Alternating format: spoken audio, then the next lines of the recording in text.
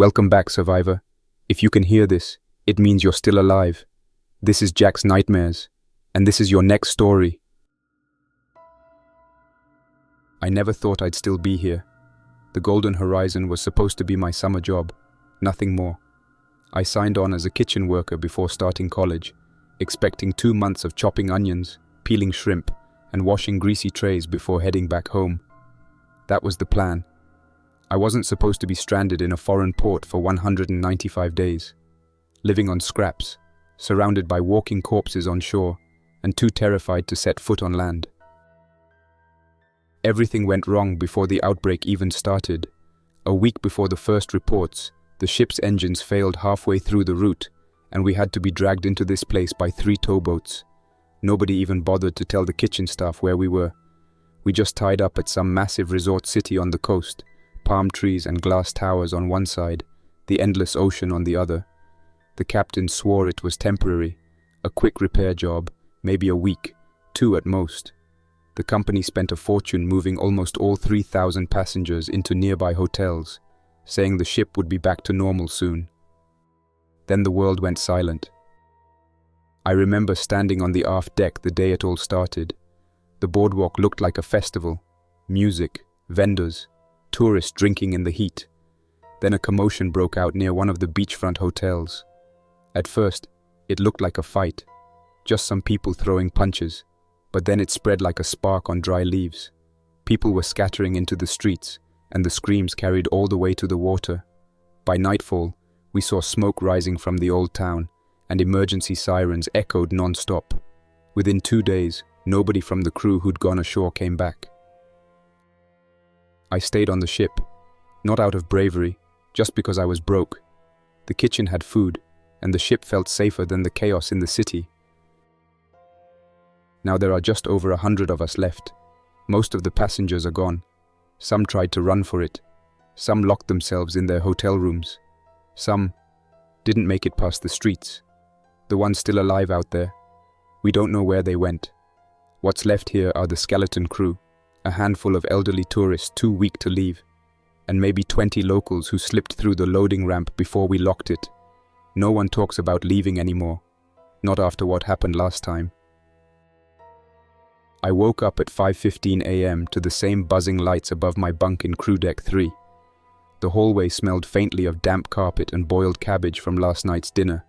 I stepped over a trail of spilled rice near the stairwell, the remnants of someone's late-night ration run.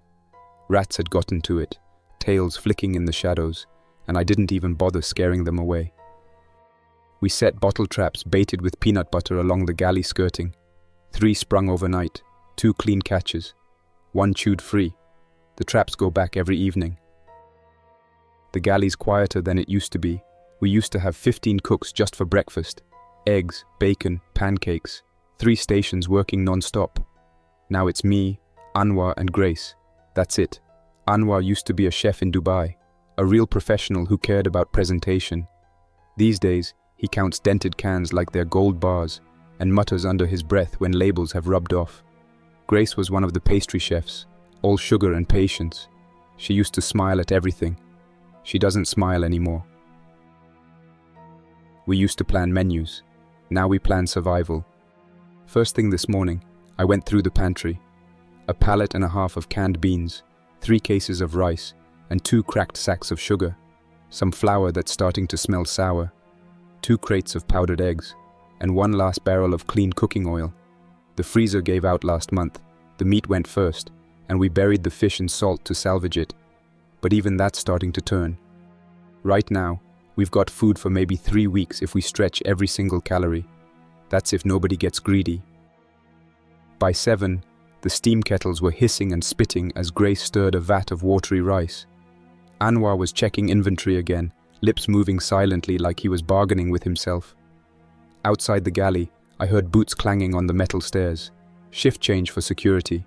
A few of them paused by the hatch, whispering low, tense. I caught Martinez on his way past and asked what was going on. He just said, "Ramp's hot again," and kept walking. Ramp's hot means the infected are gathering near the loading gate. It happens almost every day now. The city's completely overrun. Thousands of them roam the streets. but sometimes they drift down toward the docks, clawing at the barriers and sniffing the air. The sound they make carries over the water on humid days, a rasping, guttural scraping, like someone trying to breathe through a shattered throat. We keep the ramp welded shut and barricaded with shipping containers, but everyone knows if that ever fails, it's over. After breakfast, I went topside to dump the dishwater. The sun was already brutal, bouncing off the steel decks, and I stopped by the railing to look toward the city. Smoke still curls from somewhere deep inland, staining the sky brown. Whole streets are gridlocked with abandoned cars, doors hanging open like they were dropped mid-escape. The hotels lining the waterfront are dark now, their windows shattered, curtains fluttering like shredded flags.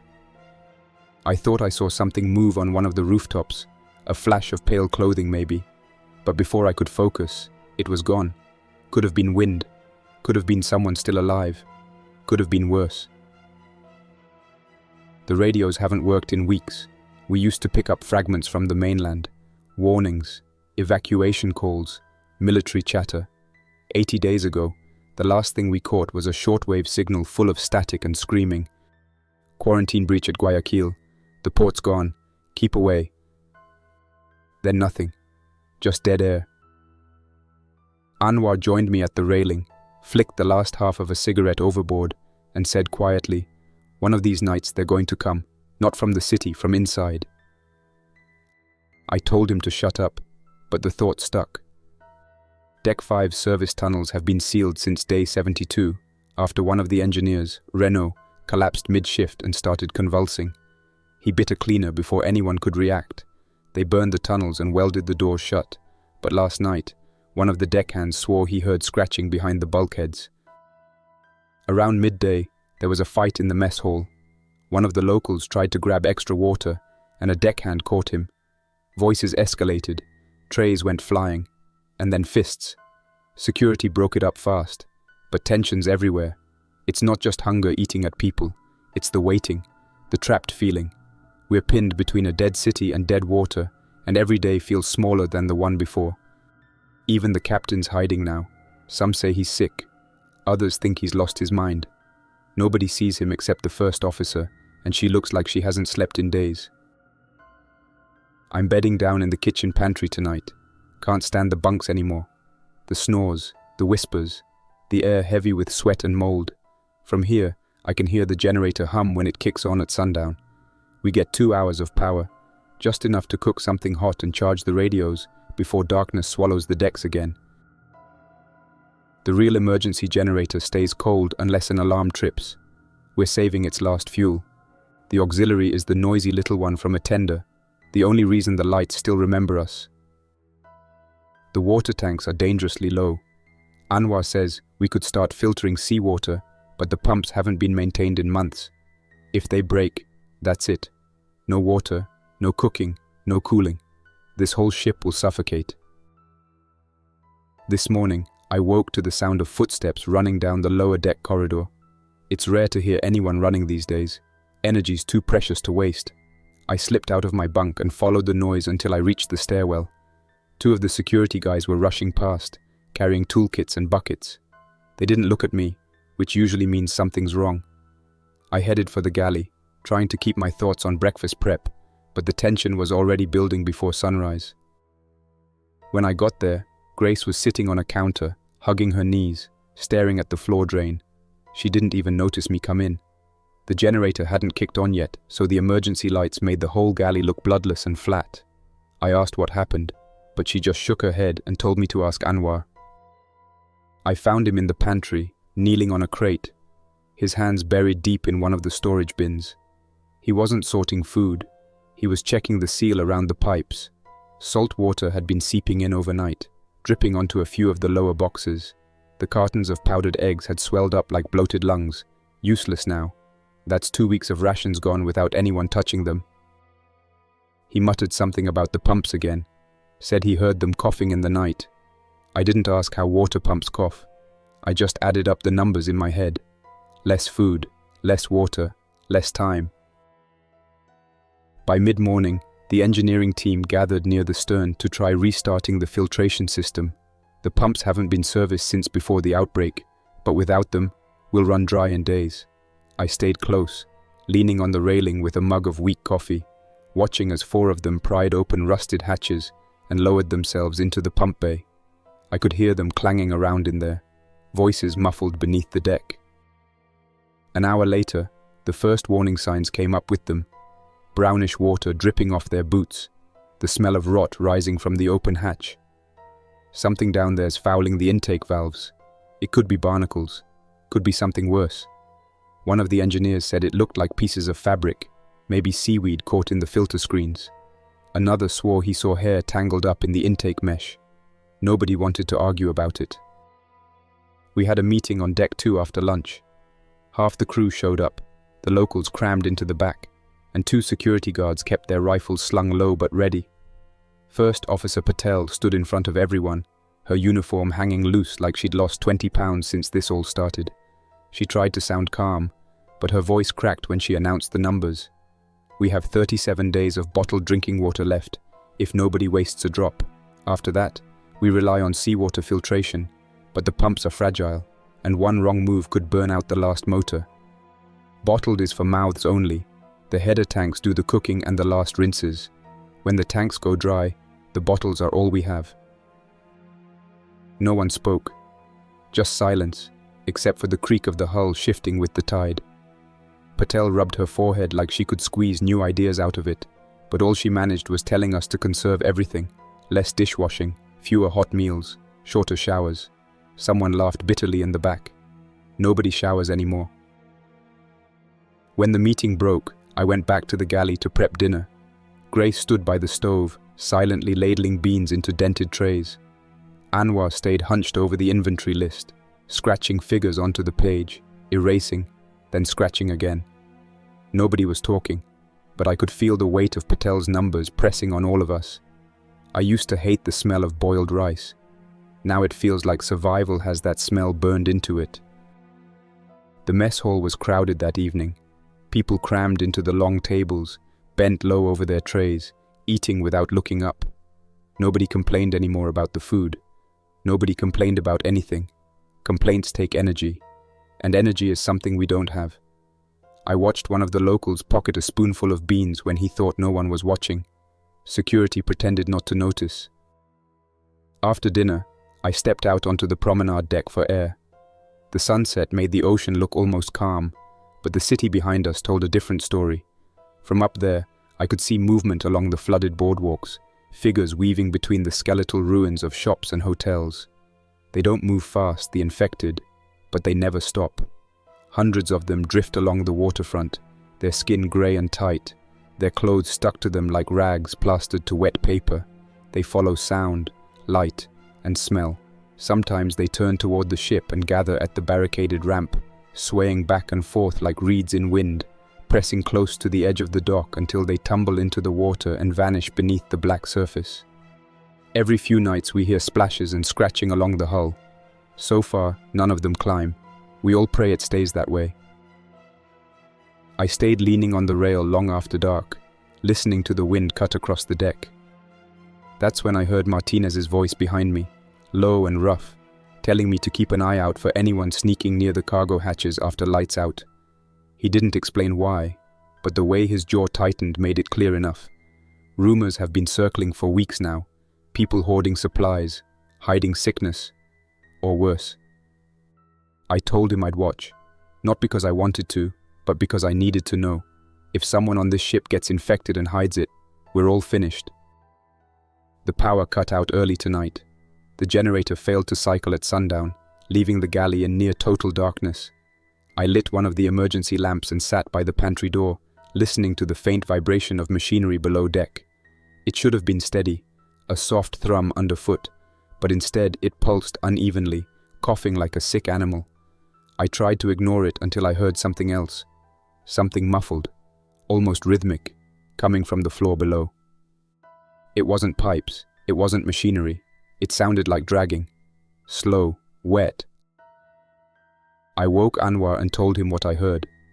He cursed under his breath and followed me to the hatch by the prep station, the one leading down into the service tunnels we welded shut months ago. We stood there, both of us silent, ears pressed against the steel door. At first, nothing. Then, 3 thuds, dull, spaced apart. Something on the other side was testing the barrier. Anwar stepped back, pale, muttering about Renault, the engineer we lost when the tunnels were sealed. I told him not to say his name. Not now. We left the hatch bolted and backed away slow, neither of us wanting to turn our backs on it until we were halfway down the corridor. I didn't tell Grace. She's already fraying, and one more fear might snap her. But I slid one of the kitchen knives under my cot before I lay down tonight, just in case. The hum of the dead generator isn't there to fill the silence anymore, and every creak of the ship sounds sharper without it. I don't know what's worse, the thought of running out of water, or the possibility we're not alone down there.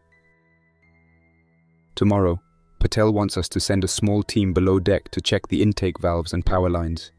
She says it's routine maintenance, but I saw the way Martinez's hand rested on his rifle when she gave the order. Routine doesn't need rifles. The morning came heavy and damp, the kind that sticks to your skin before the sun even rises. The air inside the galley felt thicker than usual, the stale warmth of bodies trapped in metal halls mixing with the faint rot from spoiled rations. Anwar was already awake, standing over the stove and stirring rice mechanically, like he'd been doing it for hours without blinking. Grace shuffled in a few minutes later with swollen eyes, holding an empty water bottle. Nobody spoke much over breakfast. Everyone knew what today was. At 7, I made my way down to deck 2 where the inspection team was gathering. Patel stood with her clipboard under one arm, looking pale but steady, giving instructions to Martinez and his security team. 4 volunteers were picked, 2 engineers, 1 security officer, and a deckhand named Caleb, who looked like he regretted raising his hand the moment she called his name. Their job was simple on paper: check the filtration pumps, confirm the intake valves aren't blocked, and run diagnostics on the power lines feeding the lower decks. The catch? They'd have to pass right by the welded bulkhead where we sealed the tunnels months ago. I didn't want to be there, but Patel ordered me to come along for food inventory checks. Some of the secondary storage compartments sit near the same corridor, and since I know what's still usable, she wants me to catalog supplies while they work. I kept quiet and nodded, but my stomach felt like wet rope as I followed them down the steel steps toward deck 5. The deeper you go, the more the ship changes. The sealed service tunnels ring deck 5. The sea chests and filtration pumps sit one level below on deck 6. To reach the strainers, you have to pass the welded bulkhead and keep going down. The hum of life fades. Air gets cooler, heavier, stale with the smell of machine grease and standing water. The walls sweat faintly here, beads of condensation catching what little light the emergency bulbs put out.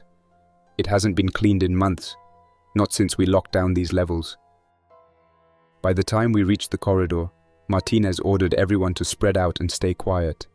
Our boots echoed softly on the metal grating. The sealed hatch was ahead of us, a heavy steel door scorched black at the seams, where the engineers torched the tunnels. The welds were ugly but solid, thick lines of hardened metal sealing the frame completely.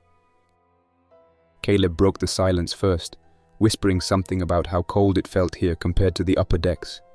Martinez snapped at him to focus, but I could see his hand tightening around the rifle strap anyway. He felt it too.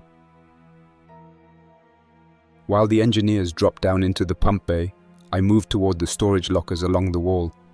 Most of the crates were water damaged and useless, soft cardboard falling apart in my hands. I started cataloging what we had left. Mostly canned vegetables, some packets of dried noodles, a few bottles of cooking oil. Then I noticed the smell. It wasn't the usual damp metal staleness of the lower decks. This was sharp, foul, almost chemical. I followed it down the narrow hallway until it stopped abruptly near the welded hatch. The closer I leaned, the worse it got. Like something wet had been left in the sun for days before someone dragged it under steel and sealed it inside. Then came the sound. At first, I thought it was my ears playing tricks on me. But no, it was faint, irregular, and coming from the other side of the hatch. A soft scrape, followed by a pause, then a low dragging noise, like something heavy being pulled over metal. I froze, pressing my ear against the bulkhead. Martinez noticed me and walked over fast, motioning for me to back away. He heard it too. Nobody said anything. The whole team just stood there, locked in place, staring at the hatch like kids caught spying on something they shouldn't see. The engineers came back up 10 minutes later, covered in grease and looking frustrated. One of them explained that the filtration valves were badly clogged. Cloth, hair, and other debris had collected in the intake mesh. He said some of it looked fresh. We're moored broadside to the current. Anything the tide carries, seaweed, rags, even hair, packs into the sea chest gratings and rots there. That word hit harder than he probably intended. If it's fresh, something alive, or recently dead, has been going into the water below us. Patel's face went grey when she heard. She didn't make any announcements, didn't give orders, just nodded once and sent the engineers back topside with their tools. Then she told Martinez to post 2 guards at the lower hatch around the clock. When we got back to the galley later, Anwar was standing at the sink, rinsing off the last of the breakfast trays. I told him about the debris and the pumps, but not the noises behind the hatch. No reason to give him another thing to worry about. Grace was in the corner cutting dried fruit into tiny pieces, probably to make the rations stretch further. Her face looked pale in the dim light, and I wondered how long it had been since she'd slept properly. Dinner prep was silent. You could hear the low vibration of the ship beneath us, the hum of machinery somewhere far away, but I swear I kept catching faint tapping sounds in the pipes. Subtle, irregular, like someone trying to move water where there shouldn't be any. That night I didn't sleep. I lay in my bunk, listening to the creak of the hull and the wind whistling against the upper decks. Every sound felt magnified in the silence. People shifting in their bunks, muffled coughs from 2 cabins over, the steady drip of condensation somewhere overhead. Around 3 in the morning, I thought I heard something else. A low thud, distant down near deck 5. I stayed awake until the sun came up. By the next afternoon, the tension on the ship had sharpened. Martinez doubled the guard shifts without announcing why, which only made people speculate more. Some of the locals whispered that one of the infected must have slipped on board weeks ago and got sealed in the tunnels during the fire. Others argued it was rats chewing into the pipes. Grace asked me quietly if I believed any of it. I told her no, but I didn't sound convincing, even to myself. Later that day, I was called down to check a secondary freezer near the aft storage hall, the one we shut down when the power cut started. I hated going there. It's on the same level as the welded hatch, tucked away in a section of the ship where the walls seemed to breathe with trapped heat. When I opened the freezer door, a wave of sour air rolled out. Inside, boxes of meat had spoiled completely, slick puddles forming beneath their warped packaging. I wrote them off in my notes and moved to leave when I noticed something else. Wet streaks on the deck, fresh enough to shine under the dim emergency lights. They led away from the freezer, down a short flight of steps, and straight toward the sealed tunnels. I crouched to touch one. It wasn't just water, it was sticky. I followed the streaks until they vanished near a drain cover welded into the floor. I wanted to believe it was condensation, a leaking pipe, something mechanical, but the smell told me otherwise. It was that same rot I'd caught near the hatch earlier, stronger now, richer, like the air itself had spoiled down there. I left fast, without checking the drain. Some answers keep you breathing longer if you leave them alone. By evening, the ship had grown strangely quiet. The infected were gathering in larger numbers at the dock, drawn by something none of us could see. The barricaded ramp was rattling faintly under their weight, and the crew assigned to watch the perimeter were jumpy enough to shoot shadows. I stood at the rail near sundown, watching hundreds of pale shapes drift along the waterfront, their slow, mindless movements perfectly in rhythm, like some unseen current was pulling them closer. It felt less like they were hunting, and more like they were waiting. Patel ordered another lockdown at dusk. Lights on the lower decks went dark. The auxiliary genset kicked over just enough to power the upper cabins and the galley, but everything beneath deck 4 stayed silent.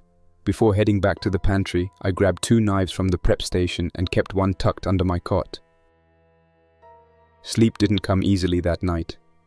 I lay in the pantry listening to the faint vibration of the generators above, broken now and then by the soft groan of metal as the ship shifted with the tide.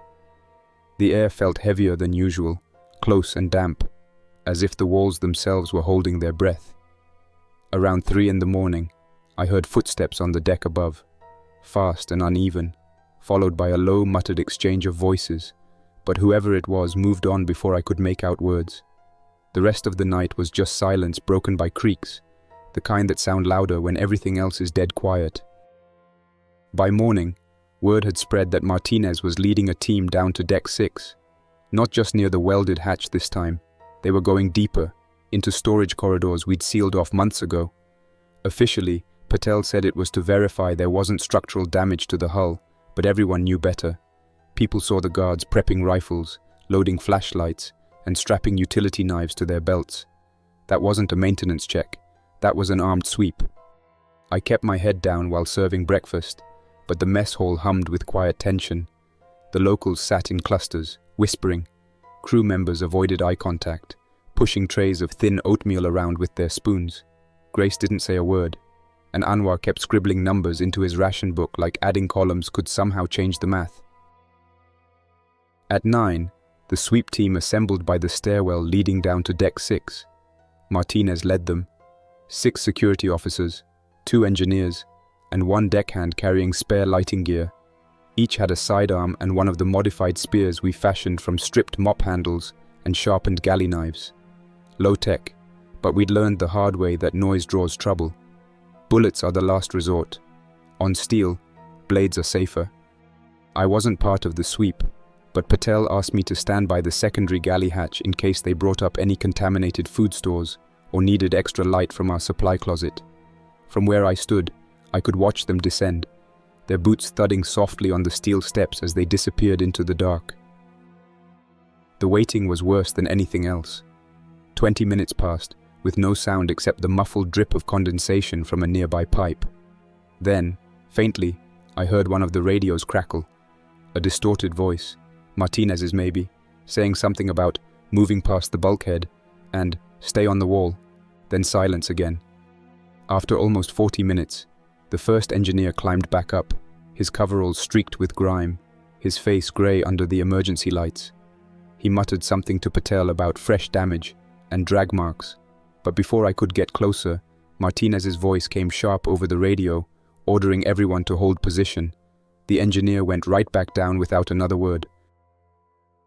I stayed by the hatch, pretending to clean equipment just to have an excuse to linger nearby. My ears strained for sound, catching only fragments from the comms. Something about pipes compromised. Something else about, don't open that door. Then a pause, longer than I liked. Patel paced the deck, arms folded tight, her jaw clamped shut. She wasn't blinking much, and when she finally stopped, she turned toward the bulkhead leading to the stern and just stared at it. I've worked under her for months now, and that was the first time I saw her rattled. When the sweep team finally came back up, everyone moved aside without being asked. Martinez's uniform was damp, his gloves streaked with dark stains I didn't want to identify. Behind him, 2 of the guards carried something between them, wrapped in a shredded tarp. Whatever it was, it dripped steadily, leaving a faint trail as they hurried past. Patel ordered everyone back to their stations before anyone could ask questions.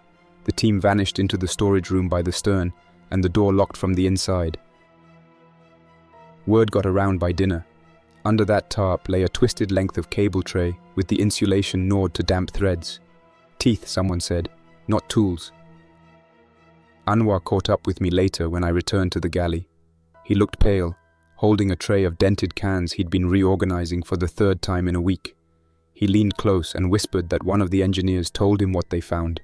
Teeth marks on the insulation around the main power conduits, strips of fabric tangled in the intake pipes, and a few splatters of blood leading toward the welded hatch. Whatever had caused it didn't come from above us. It came from the sealed tunnels. Grace overheard and dropped the knife she was holding, the clang bouncing off the counters like a gunshot. Nobody spoke after that. By evening, the mess hall was half empty. Most people stayed locked in their cabins, claiming exhaustion, but really, no one wanted to sit in a room full of strangers knowing something else might be prowling below. Those who did show up for dinner kept glancing at the stairwell door, spoons hovering over their bowls of watery rice like the next sound might decide whether they swallow or run. I noticed Martinez wasn't there either. Neither were half his men. When I stepped outside later for air, the docks were alive with movement. More infected than usual had gathered along the barricades, drawn by some pull none of us could name. Their slow, aimless swaying had turned into something more focused, faces tilted toward the ship, jaws working mechanically, even when they weren't making sound. The security lights cast long shadows across the deck, stretching the shapes until they blurred together in the dark. Somewhere deeper in the city, a fire was burning again. Its smoke drifted low over the rooftops, glowing faintly in the moonlight. Back in the galley, I sat on a crate near the pantry door, staring at the generator status lights above the prep station. The middle one kept blinking, showing irregular output. Martinez's team must have found something wrong with the cables feeding Deck 6. If those fail, we lose water, refrigeration, and lights below Deck 3 entirely. It would trap anything, or anyone, down there in darkness we couldn't breach. The thought left a weight in my chest I couldn't shake. Sometime past midnight, I heard muffled shouting outside the pantry. I cracked the door and saw Patel walking fast toward the stern, 2 guards following her, rifles half raised. A few minutes later, Martinez passed in the opposite direction, with 3 men carrying more gear, heavy-duty lamps, extra fuel canisters, and 2 crowbars. None of them spoke, but the urgency in their movements made my skin crawl. I stayed up after that, sitting cross-legged on my cot, knife across my lap. Every sound from below felt louder. By dawn, the ship was buzzing with quiet, clipped movement. Martinez locked down access to Deck 5 entirely, stationing 2 guards at the stairwell. Patel announced it was for safety during ongoing repairs, but nobody believed her. I saw the locals gathering in small groups near the lounge, whispering among themselves, shooting quick glances toward the crew cabins. Breakfast that morning was half empty. People came in, grabbed their trays, and left without a word. Nobody wanted to sit too long in one place. I watched a few of the deckhands glance toward the mess hall doors as they ate, like they expected someone, or something, to come through. Grace kept her head down, spooning out portions of rice without looking up. Anwar stayed buried in the ration logs, pretending to focus, but I saw his hands shaking when he passed me the inventory sheet. The silence was different now. It wasn't exhaustion. It was waiting. Around mid-morning, Martinez called another team to the stern to run a secondary systems check. Word spread fast that the lower deck cameras were showing irregular power readings. One of the engineers said it was probably just a short in the wiring from the saltwater damage, but he didn't sound convinced.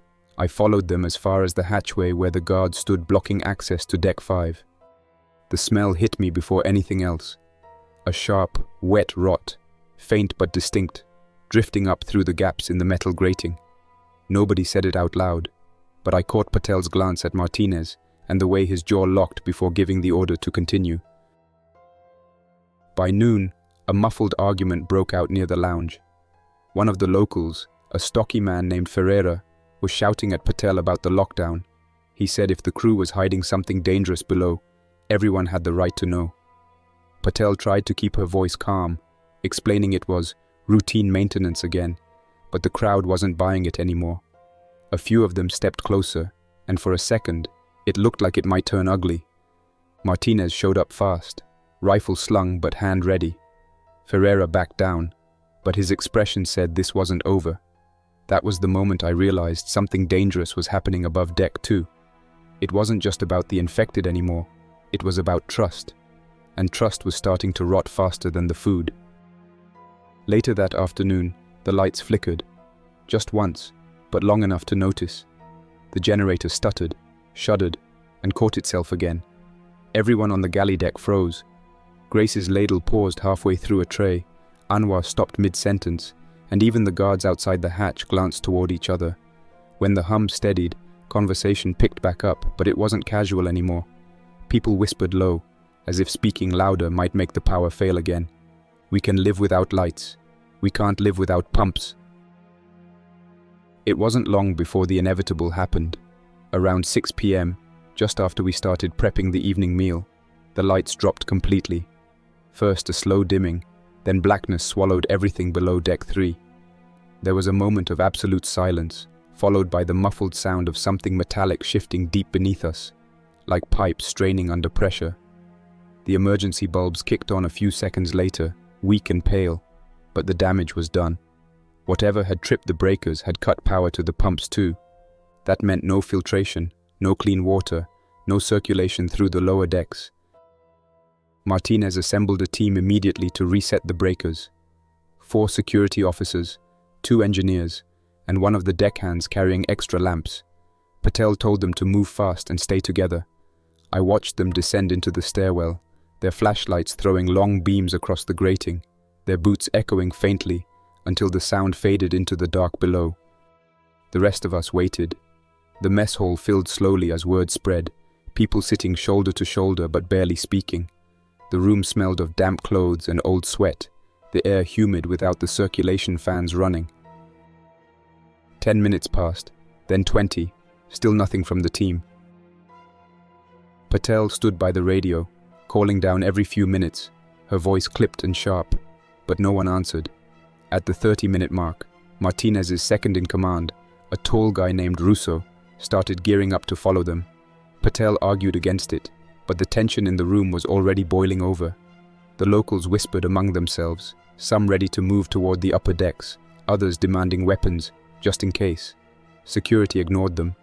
By the 40-minute mark, Russo and 3 guards went down after the first team. The silence dragged long after they disappeared. I sat with my back against the pantry wall, knees pulled up, running through food counts in my head just to keep my thoughts straight. I'd been telling myself that whatever was happening below was mechanical, something simple, worn wiring, flooded valves, maybe a burst pipe. But deep down, I knew better. It was the smell. That wet, sharp rot from Deck 5 hadn't faded. If anything, it was stronger now, rising like something had been disturbed. An hour later, distant shouts rattled up the stairwell. They were faint but distinct. Russo yelling for the team to pull back, the words broken by static on the handhelds. Then, a single gunshot cracked through the metal belly of the ship, echoing up into the silence above. Everyone in the mess hall froze, forks stopped halfway to mouths. Nobody breathed. Patel grabbed the radio, demanded a status report, but only static hissed back.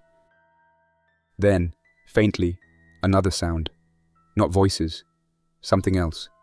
It came from the same stairwell, a dragging rhythm, wet, uneven, slow at first, then closer. One of the guards near the hatch raised his rifle but didn't fire, waiting for something, anything, to appear. The light down the stairwell was pale and thin, but movement broke across it. A shape stumbled into view. It was one of the engineers. I recognized his uniform instantly. At first, I thought he was injured. His movements were jerky, uncoordinated, one arm hanging uselessly by his side. Then he turned into the light, and I saw his face. Skin pallid, lips slack, eyes glassy and unfocused. His jaw moved like it was remembering how to work, teeth clicking softly as his body dragged forward without intention. Someone behind me whispered the word we'd all been avoiding since day one: infected. The guard hesitated only a second before firing. The first shot cracked through the stairwell, tearing into his chest, but the engineer didn't slow. The second shot took him cleanly through the head, and he collapsed halfway up the steps, twitching once before going still. Sound carries through steel like a drum. We learned early that gunfire brings more trouble than it solves. From then on, the spears and knives stayed closer than the rifles. Chaos rippled instantly through the mess hall. People shouted, chairs scraped, someone screamed. The locals surged toward the upper decks, pushing past security, who shouted at them to stay calm. Patel barked orders to lock the stairwell hatch and seal Deck 5 entirely. Russo's team never came back. By the time we barricaded the lower hatch, the infected engineer's body had been dragged aside, covered hastily with a tarp.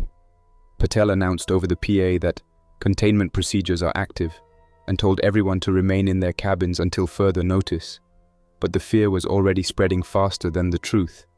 If one infected made it up, there could be more below. After the announcement, the mess hall cleared fast. People shuffled toward their cabins without a word, avoiding eye contact, clutching what little food they carried like someone might take it from them. The air was damp and heavy as I walked back to the galley, the narrow corridors lit by weak emergency bulbs that barely pushed the shadows aside. Grace was waiting by the pantry door when I got there, her hands buried in her sleeves, chewing her lip hard enough to leave marks. She didn't ask what happened. She didn't have to. Anwar was crouched by the prep table, sorting through cracked bags of rice again, but his shoulders were hunched in a way I hadn't seen before. He looked smaller somehow, quieter. I told him to lock up the pantry for the night, but he didn't respond right away. He just kept folding and unfolding the same list of supplies like the numbers might magically fix themselves.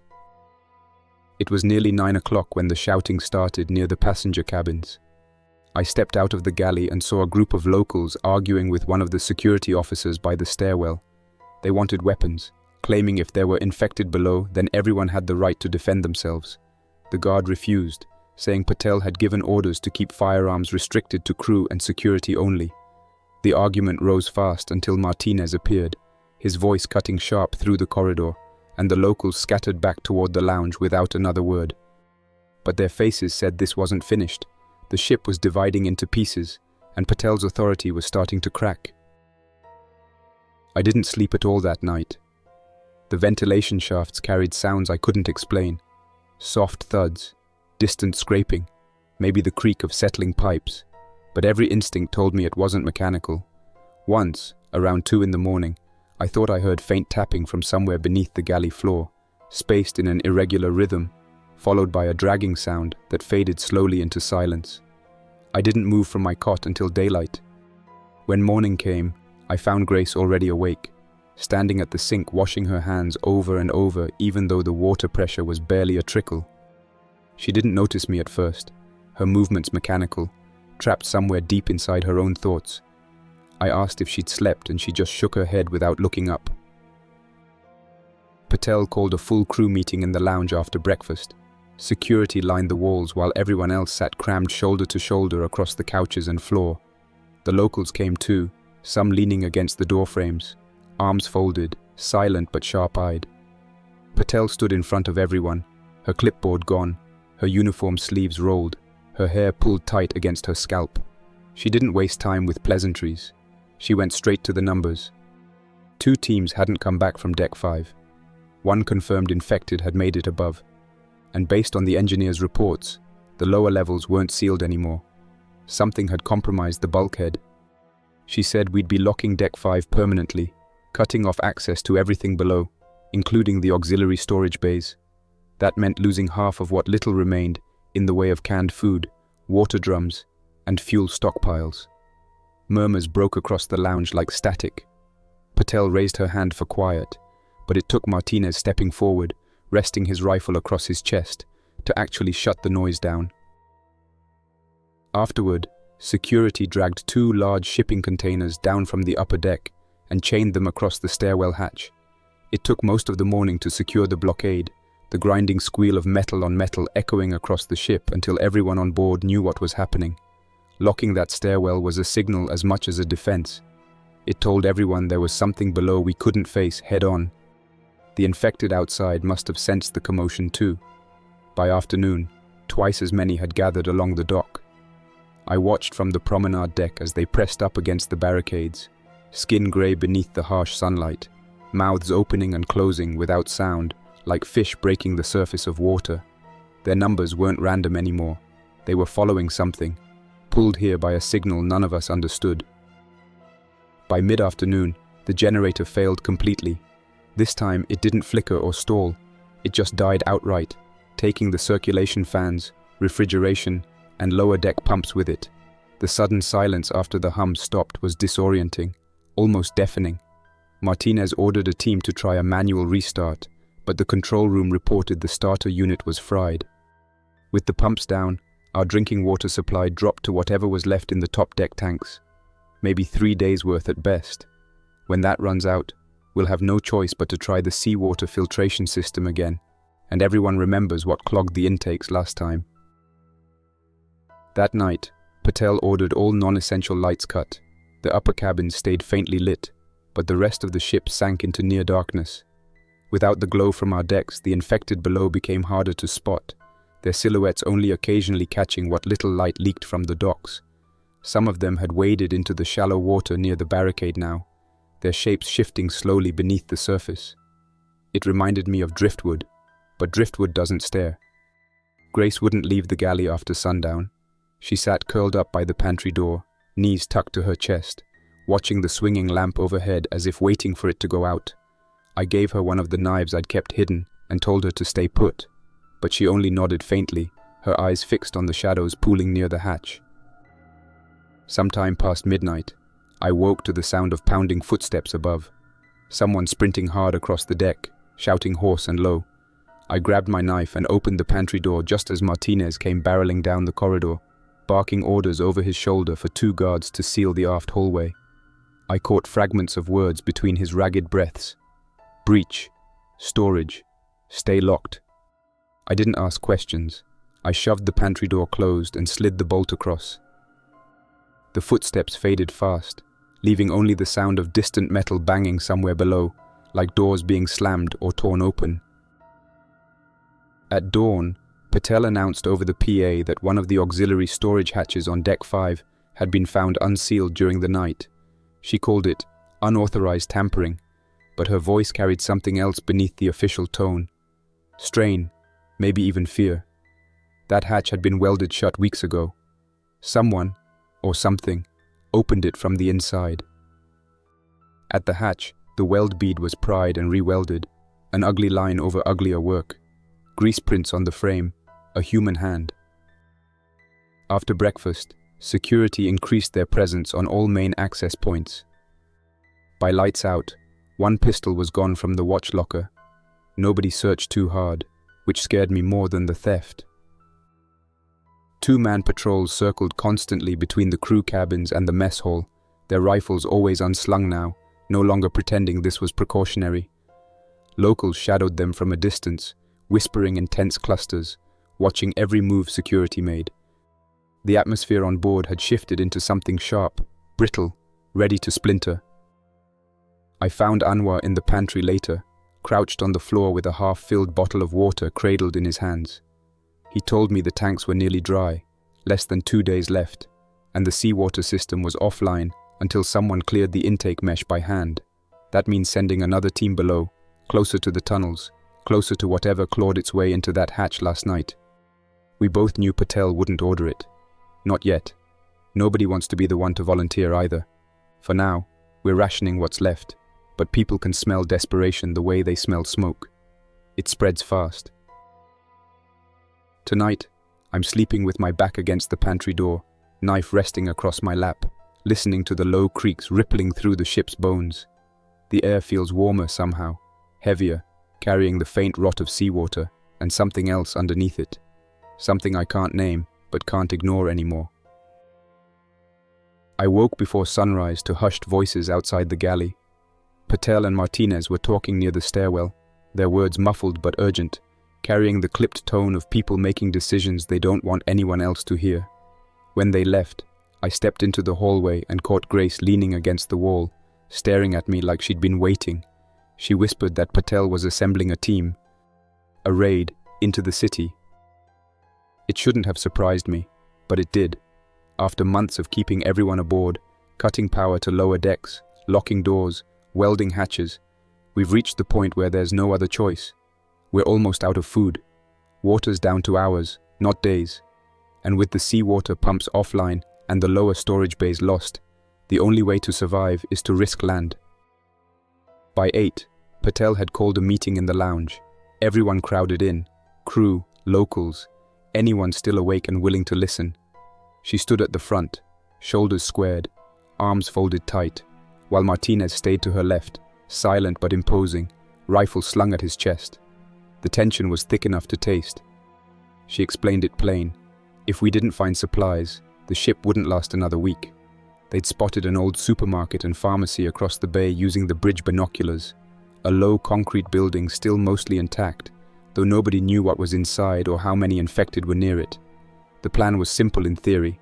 Send a team of 10, take 2 inflatable boats, land on the far side of the marina, grab what we can, and come straight back. Nobody volunteered at first. Not until Patel added the part about choosing names herself if no one stepped forward.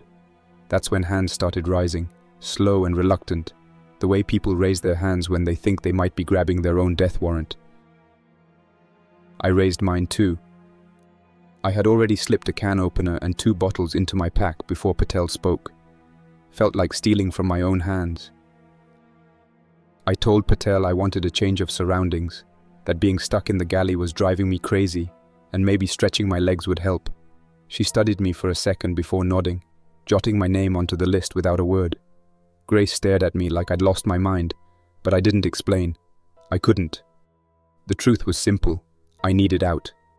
Not out into the open, not into the city forever, but out from under the weight of the ship, the panic, the whispers, the constant waiting for a noise in the walls that might be the end of all of us. Whatever was happening below Deck 5 wasn't going to stay there, and when it reached the mid-decks, I didn't want to be trapped inside a steel coffin with 100 desperate people clawing for air. By midday, the raid team gathered near the forward loading ramp. 2 inflatable boats rested on the deck, half covered in faded tarps, patched in a dozen places since the last time anyone thought we might need them. Martinez briefed us on the route, marking key streets on a battered clipboard, while the engineers checked the fuel reserves for the small outboard motors. I went through the motions, strapping a dented kitchen knife to my belt, checking the grip on an old crowbar Patel handed me. But my mind wasn't on the plan. I kept watching the shoreline through the binoculars they passed around. The marina across the water looked quiet, but nothing in this world is quiet without a reason. There were no birds, no wind through the palm trees, just shadows and silence stretching across streets choked with abandoned cars. When we finally lowered the boats into the water, the infected near the dock stirred. They couldn't reach us from the barricades, but dozens turned as one, heads snapping toward the sudden splash of waves. Their arms twitched uselessly, jaws opening in silent rhythm. 1 or 2 dropped into the water, thrashing weakly, pulled down fast by the weight of their own clothes. We paddled wide, keeping distance from the dock and drifting until the shoreline curved. The ship looked massive from the water, its upper decks casting shadows over the waves, but it already felt far away, like a place I'd left, not one I'd return to. The landing went smoother than I expected. We pulled up on a strip of cracked pavement at the far edge of the marina, careful to stay low as we hauled the boats onto the sidewalk. From here, the city was silent. The air smelled faintly of brine and rot, carried inland from the docks, but beneath it was another smell, burnt plastic, faint and sour. Martinez raised his fist and we froze, crouched behind the hull of an overturned car until the street settled again. The supermarket was 3 blocks up, its faded sign visible over the rooftops. Half its front windows were shattered, but the main doors looked intact. We started moving in formation, weaving through parked vehicles long abandoned, many with doors still open and luggage spilling onto the street. Martinez kept us low, stepping only where he could see pavement beneath, avoiding anything that might hide glass or debris. Every sound felt amplified. The crunch of gravel, the squeak of a loose strap, the faint slap of waves against concrete somewhere behind us. At the supermarket entrance, Martinez motioned 2 guards forward. They slipped through the gap in the doors and disappeared inside, while the rest of us waited outside with weapons ready. Minutes stretched, sweat trickling down my back despite the shade. Finally, a flashlight beam flickered from inside. Clear signal. We stepped into a cavern of dust and shadow. The shelves were stripped bare in places, but the pharmacy aisle at the back still held scattered boxes and pill bottles shoved into bins. The freezers were long dead, glass filmed in mold, and doors warped shut from old thaw and refreeze. We split up quickly, shoving anything usable into sacks, all movement fast and quiet. Every creak of the old floor sounded like footsteps that weren't ours. While the others worked, I drifted toward a side hallway near the loading bay. It opened into a corridor of broken tile and toppled displays, sunlight cutting through cracks in the roof above. At the far end, a door hung half open, leading to an alley behind the store. I paused, glancing back at the others bent over the pharmacy shelves, their backs turned, attention locked on scavenging as fast as possible. This was my chance. I adjusted the strap of my pack, slipped my knife deeper into the belt at my side, and ducked into the hallway without a sound. The alley behind the supermarket was narrow, littered with broken crates and scattered trash. A breeze rolled through, carrying the distant sound of something heavy scraping metal against pavement, but no voices, no footsteps. I kept low, moving carefully between overturned dumpsters and the skeletal frames of cars until I reached the far end. From there, I had a view of the street stretching out toward the old residential district, a grid of silent houses, all shadows behind sun-bleached curtains. No movement, no signs of life. I told myself I'd stay close for now, maybe find higher ground to watch the supermarket from a distance, wait until the raid team returned to the boats, then slip deeper inland where they couldn't follow me. That was the plan. But plans fall apart fast out here. Somewhere behind me, deep in the city, came the first howl. It wasn't human, not fully. A low, guttural rasp rolling into a sound like tearing canvas, sharp and jagged, bouncing off concrete walls until it was impossible to tell where it came from.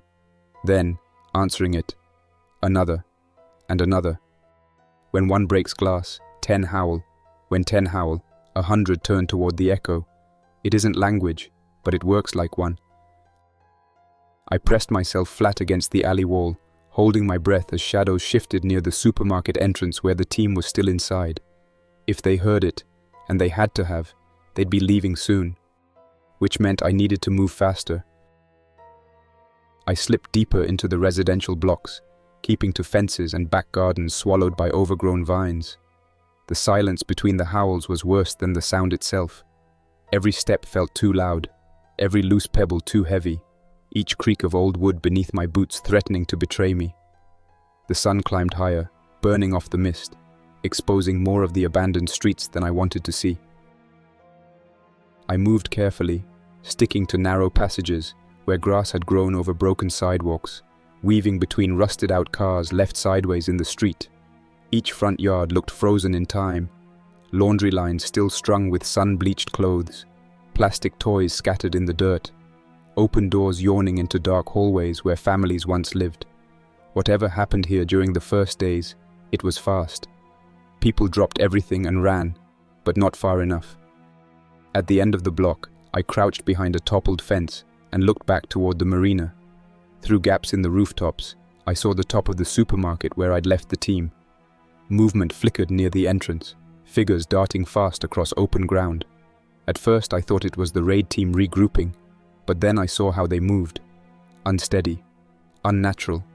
Shoulders snapping forward like marionettes pulled on tangled strings. The howls had brought them in. I ducked lower, pressing myself flat against the fence, watching the street carefully. The shadows around the supermarket stretched longer as the sun rose, making it harder to pick out shapes. But I counted at least a dozen infected swarming the storefront. One slammed against the glass with enough force to splinter it, shards falling like rain, and that sound seemed to wake the rest. They moved faster after that, not running, not coordinated, but drawn together by the crash like smoke funneling toward a vent. From where I hid, I couldn't hear any shouting from the raid team, but I knew what was coming. No quiet escape, no clean retreat. Martinez had planned for supplies, not a fight. I turned away from the marina and slipped down a narrow alley, forcing myself not to look back. The concrete here was slick beneath fallen leaves, shadows deep and jagged between leaning walls. Somewhere nearby, glass cracked under a heavy step, sharp and brittle. I froze, holding my breath, listening.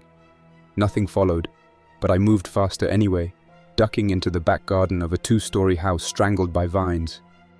Inside, the sliding door was already broken, its shards scattered across a living room coated in dust. A couch sat overturned, a lamp bent into the wall, an old photograph still clinging to the frame above the fireplace. 2 parents smiling with a child on their shoulders, frozen in a world that doesn't exist anymore. I stepped lightly through the kitchen, keeping my knife ready, opening drawers silently in case there was something useful left behind. All I found was a single half-rusted can opener and a dried smear of something dark trailing toward the basement door. I didn't open it. Instead, I climbed the staircase at the far end of the hall, avoiding the boards that looked loose, and reached the second-floor bedroom. From there, I had a better view of the street beyond. I crouched beneath the window frame, careful not to silhouette myself against the light. The team hadn't made it back to the boats. I spotted 3 figures sprinting through an intersection, one stumbling hard, the others pulling him forward by the arm. Behind them, more shadows flickered between parked cars. The infected weren't far behind now, crawling over hoods and dragging themselves through shattered windows to get closer. The city was waking up around them, and it wasn't slow anymore. The team was finished. Even if they made it back, they'd lead the swarm straight to the marina. I told myself this wasn't my problem anymore, that I'd made my choice, and returning would only get me trapped again in a floating coffin with dying systems and too many hungry mouths. But watching them from that window, I couldn't push away the guilt clawing at the edge of my thoughts. If they fell, Patel would know I'd left them, and if she thought I was still alive out here, she'd send someone after me. I pulled away from the window and knelt by the wall, breathing slow, steadying myself. My pack held 3 cans of beans, 2 bottles of water, a chipped folding knife, and an empty map tube I'd stuffed with loose matches, barely enough to last me a few days. I'd left thinking I could make it farther inland, maybe reach higher ground, but the sound of those howls carried deep into the city. Whatever survived here isn't dormant, it's hunting. By late afternoon, I'd made it nearly 6 blocks away from the marina, threading through alleys and fenced yards, keeping off the main streets. I passed a burned-out pharmacy, its roof collapsed in, charred shelving melted into piles of ash and wire. Someone had tried to hold it once. The walls were tagged with spray-painted warnings, crude barricades made of chairs and cinder blocks still half standing by the entrance, but nothing alive remained inside. I kept moving until I reached a narrow pedestrian bridge crossing over what used to be a canal. Now it was just stagnant green water, choked with garbage and floating scraps of clothing. Halfway across, I stopped and leaned against the railing, staring at the reflection of the clouds overhead. That's when I heard it. Farther inland this time, a steady rhythm of hollow impacts, one after the other, echoing faintly through the city. Not gunfire, not footsteps, something heavier. I followed the sound cautiously, slipping behind hedges and low walls, until I found the source. A barricade made from stacked cars near the edge of an old public square. It looked recent. Sheets of corrugated metal wired across trunks, bags of gravel anchoring the base, footprints in the dirt still visible. Somebody's still alive out here. For the first time all day, I hesitated. Going back to the ship meant safety only if the hatch held. Staying here meant dealing with people who'd survived on land for nearly 200 days without help. There's no way they'd trust me, and if they were protecting supplies behind that barricade, they wouldn't welcome strangers asking questions. Before I could decide, a scream cut through the silence behind me.